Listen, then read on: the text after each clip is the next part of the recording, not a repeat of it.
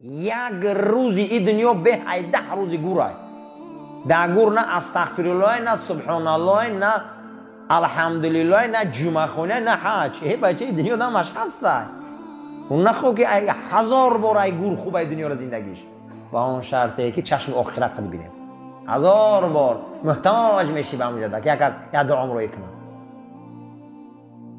دنیا رو بود کردن در کاره با آخرت بخر جانی من که ورنه حسرت خری پگه با در این لحظه میداریم گریه میکنیم دیر میشوم. جناب پیغمبر صلی الله علیه و سلم گفتین که میدونه که ارزش ترین انسان کیه میدونه که ارزش ترین انسان کیه میدونه که ارزش کی بلنده میپرسن که ارزش کی بلنده یا رسول الله گپ بزنه گفته ارزش همون آدم بلنده که این دنیا را ابدی نمیدونه همه روزه دنیا دا هیچ محل برای جان خودش ضرر نمیرسونه جهنمی دمی دنیا میشیم جنتی دمی دنیا میشیم. بخر جانی من که ورنه حسرت خری حسرت میخریم پگه حسرت میخریم بیمار میشیم کسل میشیم هر چیزمون همین دنیا خودش خشه گفته است که من فانیم. حتی که ابن قدامه آورده که گفته یگان موعظه دنیا گفته آشکار نیست نه که مردم بسیار ای قفاش میدوان من نمیدونیم یک تلفن 200,000 در دورانی و نمیدونی چی که به مردم هوای گرفته ایپاتیکا گفته و همون بانک با بانک میگرده شب و روز قرآن میگه آخه اقلا من یا ورق خونی نمیخوننی همین یگان موعظه دنیا ابن قدامه گفته روشن نیست یگان چیزش روشن نیست پوشیده به معنی یک تلفن میروان ایپاتیکا و رسروچکا و کیم چی گفته آدم گفته یا خیرش خوب نمیکنه می شما میره میگیره لیکن میگه شو قرآن کلام تا آشکار گفته است یا خیلی کلام تو نمی کتاب تو نم یک ورقش نمیخونم خوب میروم یک ورقش نمیخونم 10 میلیون دا برای خودش ایپاتیکا میکنه عاقبتش لحده یا بار فکر نمیکنه که لحده چی در کاره همین قدر همین دنیا معویزهای پوشیده دارن ای قفوش هی عاشقنده یگون معویزش روشن نیست مرگ روشن رسول الله روشن قرآن روشن جنت روشن یگون جای دین خدا فریب نیست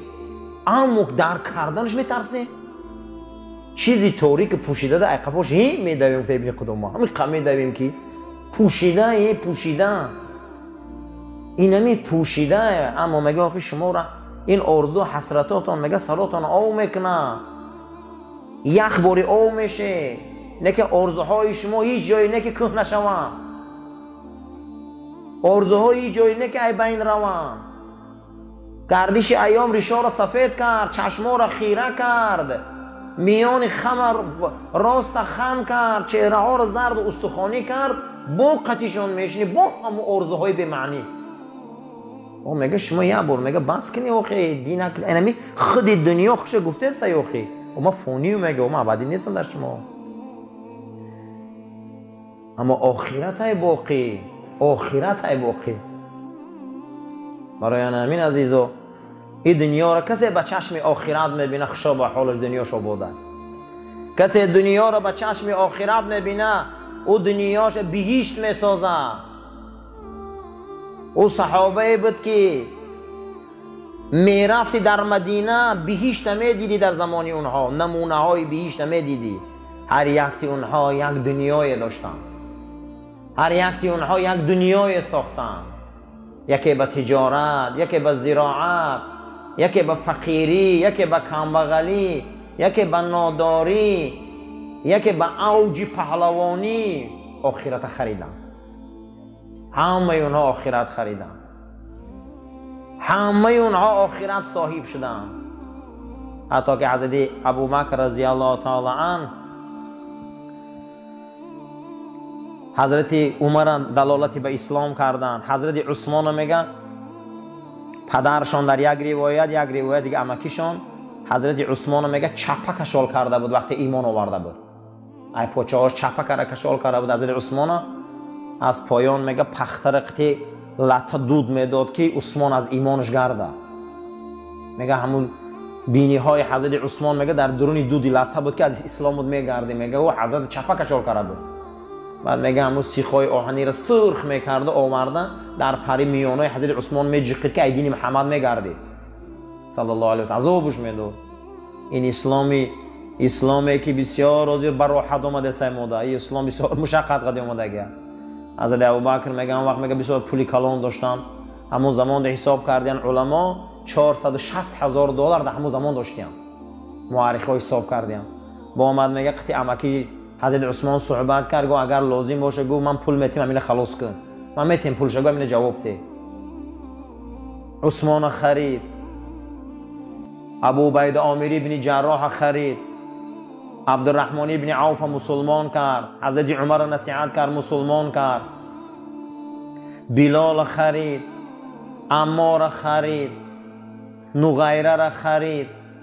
دهاتن از مهاجرین و انما آدمای غلام با پولش خرید.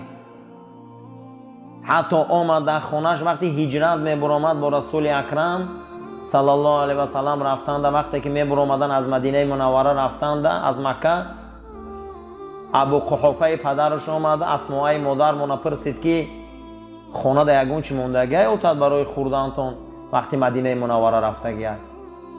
اسماء مادر مون میگه دم قدر پدرم تاجر بودم قدر داشتیم تا باز گفتن خیلی مقصد خاندانی با ثروت بود. میگه چشمای بابام ساز نمیدید. میگه کور بود چشمش. من گفتم اوه پدرم موندگی. گفت چی موندگی در خونه کو بیار بینم. میگه در دنیا روی مال میگه سنگ موندم آوردم در دستش دادم گفتم اینقدر تیلا موندگی نباشه هیچ نداشتیم. هیچ نداشتیم خونه در میگه چیزی بودم اشد داد. در کی داد؟ در دین داد. کی را خلاص کرد؟ صاف هم غلامی را که در عذاب بودن. چند مراتبه در زمان خلیفگیشان حضرت بلال می اومد پیش ابوبکر میگه تو منو برای خودت خریدگی. تو منو برای خودت خریدگی. من جواب ته من میرم سپاه اسلام زمین یرموک جنگ میرم. من هر باره که میخم لباسا و میپوشم که سپاه اسلام در مقصد دیگه میرم قد خالد ابن ولید در غزوه ها تو منو میگردونی که من به تو محتاجم بلال تو بیس که مسئولیت تو منو در کاره. اگر من برای خودت خریدگی باشی مرا نمی خریدم وقتش تا مرا رها کن که من میرم قدیم مقصد دیگه سپاه اسلام. من نمیستم میگم زنگم در مدینه میشینم. انا این خیلی دنیا رو حضرت ها دیدم. بعد از او جناب پیغمبر صلی الله علیه و سلم تن این پیغمبر تن این دنیا من فایده طلب نکردم. همین دنیا فایده ندیدم گفت رسول الله مگر فقط از مال ابوبکر دیدم. مال ابوبکر گفت دیدم. خدمت کرده رای اسلام تای خدمت کرده رای شرع خدمت های شایسته و ارزنده کردن تا اینکه دین رواج یافت غلاما آزاد شدن. برای همین عزیزا خشا به حال آدمی که دنیا را برای خودش یه جای امید بخش کنه با آن شرطی که با چشم آخرت بینن. آخرت در همین دنیا میگیریم. آخرت در همین دنیا صاحب میشیم. هیچ کس نگوه که من در اینجا 50 60 سال 70 80 سال میستم پگه با آخرت طلب میکنم. این نمیشه این کار. دنیا را در همین جای دنیا وسیله های. دنیا را با چشم دنیا نبینیم که بای میتیم. دنیا را با چشم آخرت بینیم. و همه این خلاهای بلند میرسیم. انا خیلی بد صحابه. انا خیلی بزرگی صحابه. رسول اکرم صلی الله علیه و سلم پرسیدن که یک انسان دنیا داره و یک انسان دنیا نداره. کدام این نزد خدا ده بلند؟ گو یک انسان دنیا داره با چشم آخرت دنیاشو آباد کرده یا آدمی هیچ نداره این در نزد خدا گو 70 درجه بلنده. یا آدم دنیا داره همه چی داره نه که با چشم آخرت زکات داده است صدقه داده است 100 آدم نان داده است حج کرده است کمک کرده است و ای آدمی نادر 70 درجه نزد الله بلنده. اما گو یا آدمی دیگه دنیا داره یا آدمی دیگه گو دنیا نداره. کدامش نزد خدا ده بلنده؟ گو کسی دنیا نداره گو نزد خدا اجرش بلنده. گو چی بگو حضرت؟ این تا گفته گو این انسان اگر آخرت نداشته باشه در دنیا گو صبری اما فقیر خوبه که فردا به هیچی گو بیش نروه. اما گو این که وقتی آخرت نداره گو وای به این دنیا دوریش که پگه میپرسن شم. وای به این دنیا دوریش که پگه را چیکار میکنن؟ میپرسن شم. بیا دنیا منو نپرسن، با چشم آخرت بینیم دنیا را. با چشم آخرت نگاه کنیم.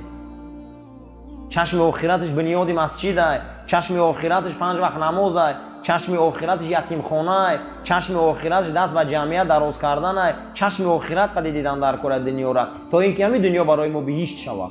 هیچ کس دنیا را قرار نکنه. نام خدا یکتاش دنیا است. کدام دنیا؟ دنیایی که با چشم آخرت بینیم شد.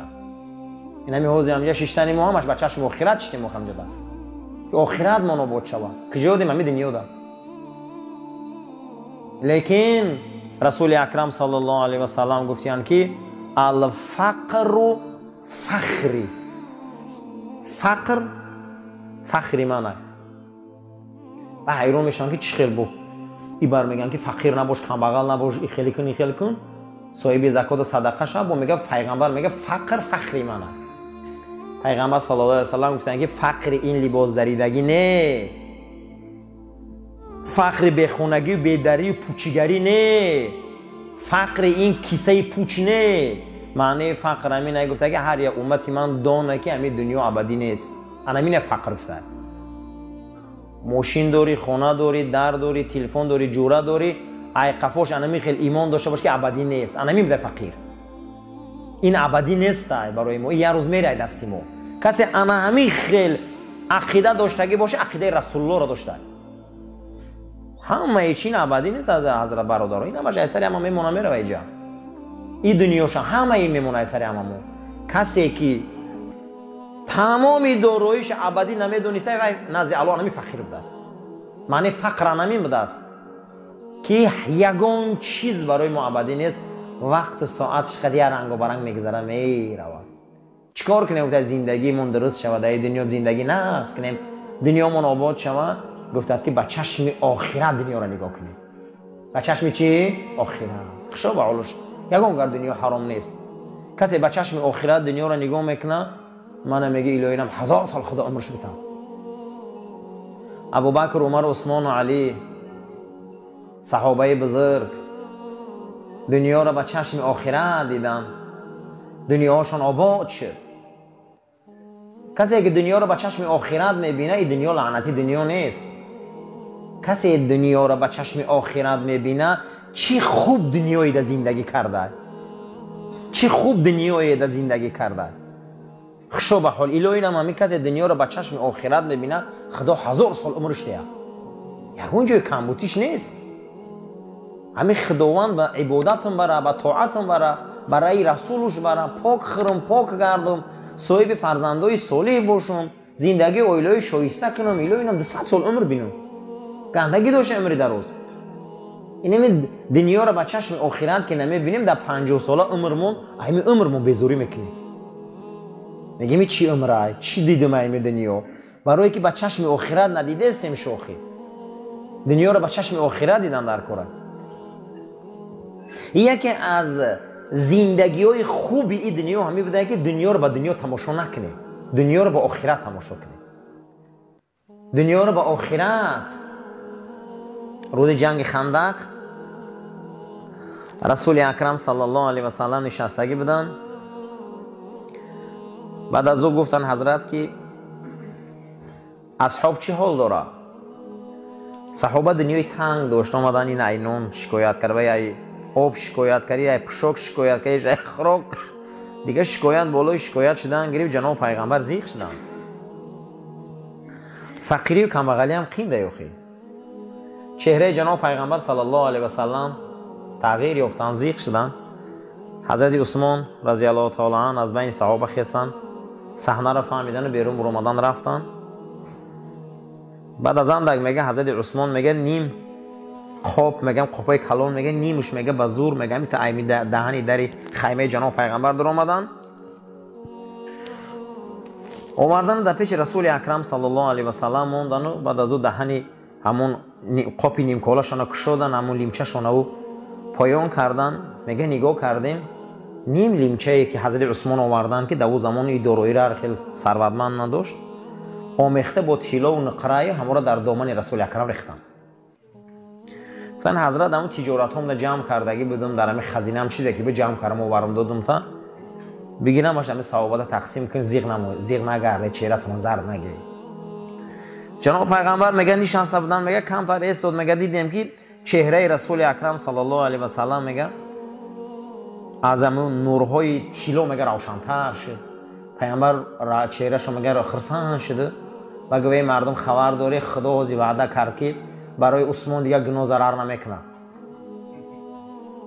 گفتن چی با؟ گفتن عثمان بهشته. عثمان بهشته بودنش اعلان شد. خشا به حال آدمی که دنیا قد بهشت خره. گوهوزی وعده شد که عثمان در بهشته. ای 10 تن یاروی بهشتش کیه؟ این همین روز بهشت شده بوده. میتونیم که به دنیا بهشت خریم. خشا به حال آدمی که دنیا رنگ عثمان بینه. خشا به حال انسانی که رنگ عثمان پول جمع کنه. خشا به حال انسانی که رنگ عثمان تیه. خشا به حال انسانی که جناب پیغمبر گفت ما لا یضر علی عثمان ذنبا. امروز برای عثمان دیگر گناه ضرر نداره. گویا جانب خدا امر شد عثمان بهشتیه. بعد از اون میگه مال جمع کنیم. گفته بله جمع کنیم. رنگ عثمان جمع کنیم.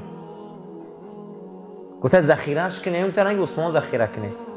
گفته چی ذخیره؟ گفته جنت. المال و البنون زینت الحیات دنیا. قرآن هم آیت نازل کرد در سوره کهف. مال و فرزند زینت دنیا ها میگذره میروه. چیه؟ والباقیات الصالحات. چیه و باقی صالح؟ اعمال های نیک. میگه ای عثمان چیزی بد نبود گذشت رفت اما تو بهشت ابدی. تو 10 تن از یاری بهشتی. انسان همیشه دوست می‌داره کامل بدنه. انسان همیشه دوست می‌داره که پره باشه. پولش، مالش، جوانیش، سلامتیش همه چیزش پره باشه. میره دوست می‌داره. لیکن همش در درگاه خدا غیر خدا هیچ کس پره کردن نمیتونه موره. کسی گفت که من غیر خدا پره‌ام او بسیار خطا کرده. کسی گفته است که پرگی در درگاه خدا نیست این هم خطا کرده. همه ابدیت، بزرگیت، پره بودن، درجه در رسیدن این همش در درگاه الله های.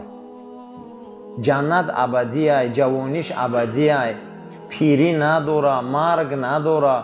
چی یک نعمت های و دل دول آرزو نمیکنی که چیزی را در پیشت حاضر میکنم. اولم به یاد نمیبیاری که میره خدا حاضر میکنه. خدا را بینی که باید قادر یک قطره آبی جهنده مقصد دیگه ضعیفی قدر مخلوق خلق میکنه، بزرگ میکنه، راست میکنه، مرحله حیات میتیشه، تمام برنامه رو در پیش رهش میمونه. الا من تولا خودش که پسی پا میزنه میگه و کفر خودش کافر میشه. میگه آخی خودش کمبوتی میبیاره. نباشه تمام این نیکی ها رو الله در پیش رای ما مونده. بگی میگه آخی بگیر خطا پرک الا من تولا و جای گیره پره شوه پیش روه بلند شوه پسی پا میزنه و میگه و کفر با برای نمیگه با کفران میکنه آخی و حیف میشوه.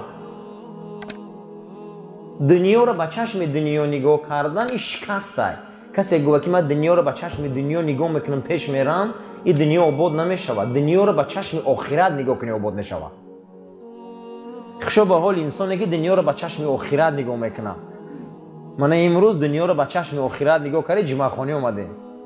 خنک هم بود چیزی هم بود گذشت نبا اومدیم نماز عصر مون خوندیم شام مون خوندیم خفتن مون میخونیم. من این دنیا رو دنیای آباد میگم. اگر دنیا رو با چشم آخرت ما نگاه نکنیم هیچی دنیای نیست. دنیا در همین دنیا دست برداره یک از گوه که من دنیا رو با چشم دنیا نگاه کردم و برد کردم. هیچ که برد کردگی نیست. فرعون برای همین فرعون شد آخی. قارون برای همین قارون شد. لیکن رسول الله صلی الله علیه و سلم دنیا رو با چشم آخرت دیدن چه آبرو پیدا کردن. جناب پیغمبر اومدن که در تمام اطراف مدینه منوره یهودیای فدک، یهودیای خیبر، یهودیای قریظه، یهودیای بنی نظیر، یهودیای قباد، یهودیای غطفان بسیار بود. همجا جوجود بسیار بود. همین خیلی کردگی بودن که اوضاع مدینه رو بد کردگی بودن. همه تجارت و زراعت و همه کسب و کار دست همیو بود. پیغمبر خدا صلی الله علیه و سلم اومد خاطر همه یهودی‌ها شرنامه بست. اگر دنیاداری را ببینیم حتی که همین چاه‌های مدینه منوره را اینو همش مونوپولیا کرده بودن. همین چاه در مردم مدینه اوش میفروختن. همین مونوپولیا کرده بودن که 2 روز ایش میفروخت، 2 روز اوش، 2 روز ایش میفروخت، 2 روز اوش. همین مردم در او فروشی هم دادن. اینا هم تری مردم هم. جناب پیغمبر صلی الله علیه و سلم فرمودند که کسی که اگر همین چاه‌های مدینه را دست میو خلاص کنه جوش بیشتر که مردم آزاد آب نوشه. اولین آدمی که خطینو سهمیه موند و پول قد تجارت در کار کرد حضرت عثمان بود. حضرت عثمان در تجارتاشون مبلغ گذاری که خطشان کار از سر کرد، بسیار تجارت‌ها کلان شدن. در داد و گرفت‌های کلان سهمیه ها حضرت عثمان گفت که همین چهار را من دمیته، من سهمیه ها میبخشم در تجارت خرما و بخور و در باغداری و در شتر فروشیشون.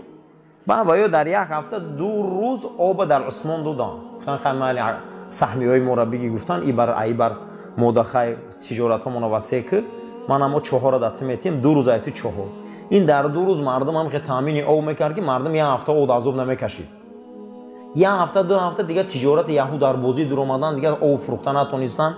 اومدن گفتن 400,000 تنگای عثمان مجموعه سهمیه ما بتی همین 4 خدد. همش از 400,000 تنگا را داد و 4 را گرفت. اومد به جناب پیغمبر گفت که من 4 را جوتا گرفتم، همش آزاد کردم در الله. برای مردم به پول گیرم. جناب پیغمبر گفت که کسی که همین چاه روما همین 4 را همش توزیع کرد اطراف مدینه منوره، ولی کوئی جای او بیشتر. گویا میشود که انسان با چشم آخرت میبینه این دنیا رو آباد میکنه. در روز جنگ خندق حضرت عثمان 1000 اسب دادگی بده. کمیتی 1000 اسب؟ 1000 اسب دادگی بده. 1000 اسب، 1000 کمان، 1000 نیزه خطی. جناب پیغمبر فرمودن کسی که لشکر خندق مجهز میکنه خدا جنت وعدهش داده. زوری هیچ کس نرسید، میگه زوری عثمان رسید. برای همین عزیزا این دنیا دا خوشا به حال انسانی که دنیا رو با چشم آخرت بینه عثمان باری باشه. اینو مردای زمین بدن، اینو دنیا دا خدمت کردن، نباشه اینو یگون چی دنیا تنقصی نداشتن، کمبوتی نداشتن. خوشا به حال انسانایی که دنیا رو خیلی میبینن. لیکن هیچ نموند از عثمان نامینه که من در قبرستان بخی خوابه، نه همین تجارتش یگون چی موند دیگه، نه زیرانتش، لیکن چیزی که داد همون موند. دنیا را کسی با چشم آخرت بینه و دنیا آباده. دنیا را کسی با چشم دنیا بینه هیچ چیز نیست. تا حاضیره قارون لعنتی میگن. کی قارون تعریف میکنه؟ هیچ کس قارون تعریف نمیکنه.